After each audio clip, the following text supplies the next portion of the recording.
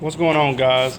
So I'm doing a quick video for you today to show you the difference between the Fox body clutch pedal assembly and the Ssn95. And then some people say, well, you can use it. Well, yeah, you can use anything you want to use, but with this you're going to have to do a lot of fabricating to mount it. So the center top bolt hole that lines up, but as you can see, this is bolt that goes all the way through the mechanism there is much wider than what this one will be.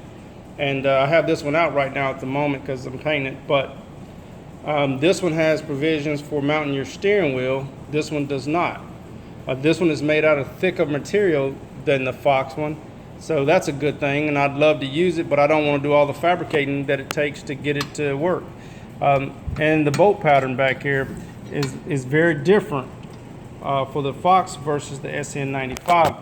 If you're going to use the Ssn95, I suggest you use the Ssn95 brake booster, and then the only modifications you'll make as far as getting it in the car would be to your firewall.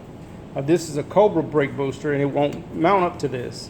So the thing to do is to modify it like I told you before, and then modify your firewall and get the Ssn95 brake boosters if you just hell-bent on using it in a Fox. However, you will have to fabricate a way to support your steering wheel.